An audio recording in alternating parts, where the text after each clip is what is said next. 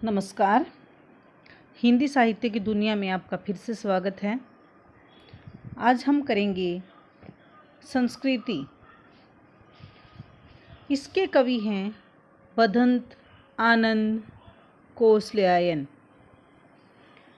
इस पाठ में लेखक ने संस्कृति और सभ्यता से जुड़े अनेक प्रश्नों पर प्रकाश डाला है कि संस्कृति क्या होती है और संस्कृत व्यक्ति कौन होता है, सभ्यता क्या होती है और सभ्य व्यक्ति कौन होता है। यह सब इस पाठ के माध्यम से लेखक ने स्पष्ट किया है। इस निबंध में इन सब के बारे में लेखक ने विस्तार से जानकारी दी है। सभ्यता और संस्कृति दो अलग वस्तुएं हैं। सभ्यता का परिणाम है किंतु संस्कृति अविभाज्य है। भाज्य जिसको हम भाज्य कर सकते हैं, भाग कर सकते हैं, अविभाज्य जिसका हम भाजन नहीं कर सकते हैं। वे संस्कृति का विभाजन नहीं करना चाहते। लेखक की दृष्टि में जो मानव के लिए कल्याणकारी नहीं है वह संस्कृति या सभ्यता हो ही नहीं सकती। अर्थात मानव के लिए, संसार के लिए जो कल्याणकारी है उसी को हमें अपनाना चाहिए। बाकी चीज़ों को, बाकी वस्तुओं को हमें त्याग देना चाहिए। सभ्यता और संस्कृति के स्वरूप को समझाने के लिए उदाहरण देते हुए कहा है कि आग का आविष्कार और सुई धागे का आविष्कार मनुष्य की खोजने की शक्ति या प्रवृत्ति का परिणाम है। एक संस्कृत व्यक्ति किसी नई चीज़ की खोज करता है किंतु उसकी संतान को वह अपने पूर्वज से अनायास ही प्राप्त हो जाती है। जिस व्यक्ति की बुद्धि ने अथवा उसके विवेक ने किसी भी नए तथ्य का दर्शन किया वह व्यक्ति ही वास्तविक संस्कृत व्यक्ति है। अर्थात प्रश्न निकल कर आया कि संस्कृत व्यक्ति कौन है।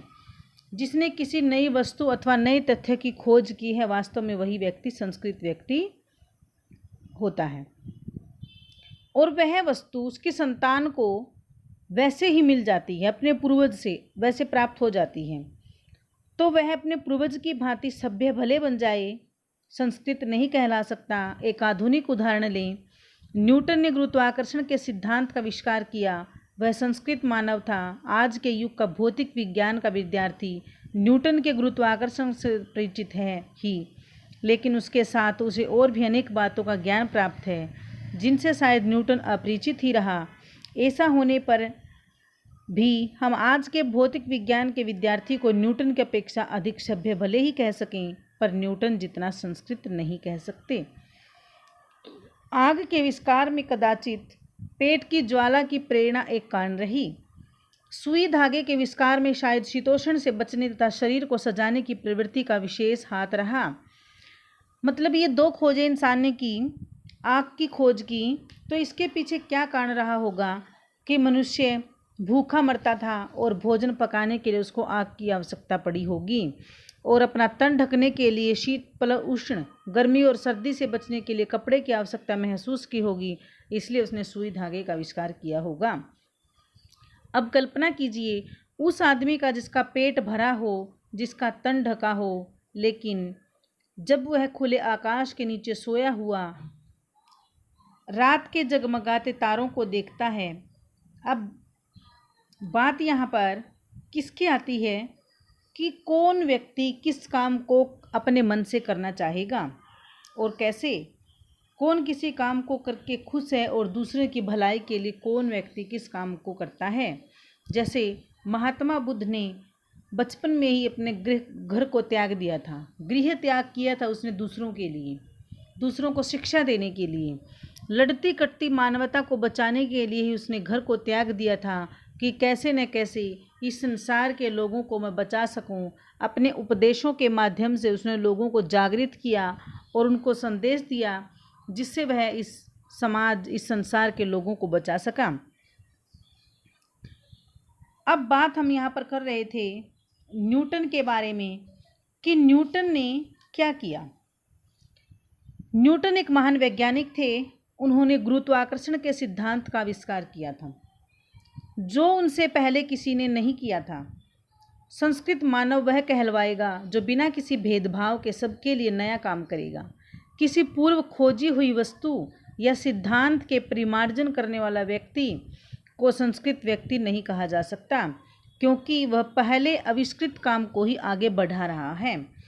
न्यूटन ने तो उसकी खोज की थी। आज के विद्यार्थी न्यूटन से दिमागी तौर पर कुशल भले ही हों, उन्होंने उस सिद्धांत में और कुछ परिवर्तन किया हो या आगे करने की कोशिश करेंगे, लेकिन उस सिद्धांत के बारे में या उस सिद्धांत से संबंधित हम न्यूटन को ही संस्कृत व्यक्ति कह सकते हैं, बाकी किसी को नहीं।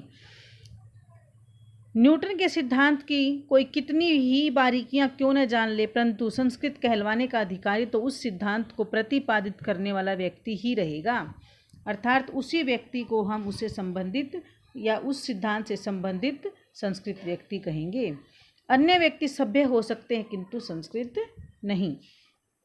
सभ्य तो हम उन व्यक्तियों को कह सकते हैं लेकिन संस्कृत नहीं कह सकते। जो व्यक्ति अपनी बुद्धि और विवेक से मानवता को किसी नए तथ्य के दर्शन कराता है, अर्थात निस्वार्थ भाव से मानव कल्याण के लिए कार्य करता है, उसे ही वास्तविक अर्थों में संस्कृत व्यक्ति कहा जाता है। ऐसा व्यक्ति आंतरिक प्रेरणा से नए नए आविष्कार करता रहता है। लेखक की दृष्टि में सभ्यता और संस्कृति अर्थ बहुत अच्छी तरह से आपको समझा दिया गया है। उसके बाद जगमगाते तारों को जब वह इंसान देखता है तो उसको केवल इसलिए नींद नहीं आती क्योंकि वह यह जानने के लिए परेशान है कि आखिर यह मोती भरा थाल क्या है। अर्थात जब वह आसमान के तारों को देखता है तो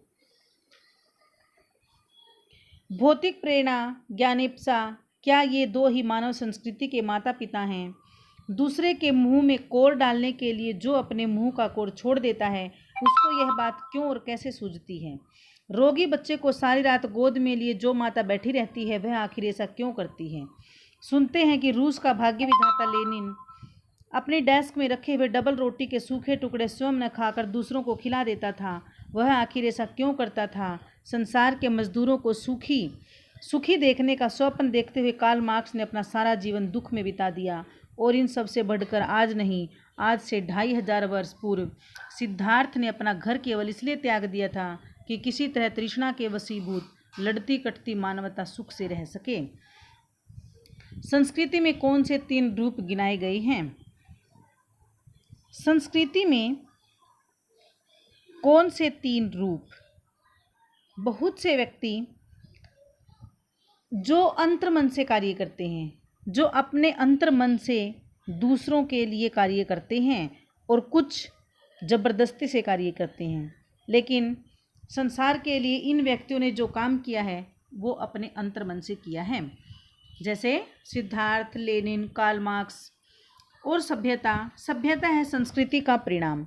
हमारे खाने पीने के तरीके, हमारे ओढ़ने पहनने के तरीके, हमारे गमनागमन के साधन, हमारे परस्पर कट मरने के तरीके, सब हमारी सभ्यता है।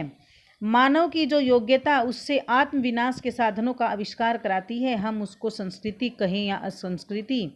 और जिन साधनों के बल पर वह दिन रात आत्मविनाश में जुटा हुआ है, उन्हें हम उसकी सभ्यता समझें या असभ्यता। संस्कृति का यदि कल्याण की भावना से नाता टूट जाएगा तो वह असंस्कृति होकर ही रहेगी। और ऐसी संस्कृति का अवश्यंभावी परिणाम असभ्यता के अतिरिक्त दूसरा क्या होगा? अर्थात सभ्यता तो क्या हुई? लेखक के अनुसार जीवन यापन के तरीके, रहन सहन, ओढ़ने पहनने के तरीके, हमारे आने जाने के साधन, रहने का तरीका, वो तो हमारी सुसंस्कृत ढंग से हम रहेंगे। हमारी संस्कृति और सभ्यता वैसी ही होगी। सभ्यता और संस्कृति में क्या अंतर हुआ? सभ्यता संस्कृति की उपज है। यदि कोई व्यक्ति अपनी प्रेरणा और योग्यता के बल पर सर्व कल्याण हेतु कोई आविष्कार करता है तो वह हमारी संस्कृति कहलाती है। तत्पश्चात जब उस आविष्कारित वस्तु का प्रयोग किया जाता है तो उसे सभ्यता कहते हैं। संस्कृति का संबंध विचार से है और सभ्यता बाहरी जीवन से संबंध रखती है। यदि एक विचार है या सूक्ष्म है, सूक्ष्म है तो दूसरा विचार के अपनाने का ढंग है और स्थूल है। सूक्ष्म, स्थूल। असभ्यता क्या है? जैसे संस्कृति सभ्यता की जननी होती है, संस्कृति और सभ्यता का संबंध हो गया, उसकी जननी हो गई, वैसे ही असंस्कृति असभ्यता की जननी है। जैसे संस्कृत व्यक्ति सभ्यता को जन्म देता है, वैसे ही असंस्कृत व्यक्ति अपने बुरे कर्मों से असभ्यता का निर्माण करता है। मानवता और मानव कल्याण के विरुद्ध किए गए कार्य असभ्यता के अंतर्गत आते हैं, जैसे चोरी, डकैती, भ्रष्टाचार, झूठ, युद्ध आदि सब कार्य असभ्यता के सूचक हैं।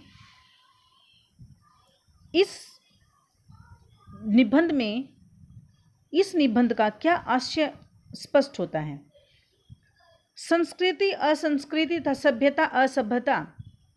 लेखक का मत है सभ्यता संस्कृति का परिणाम होती है। हमारे जीवन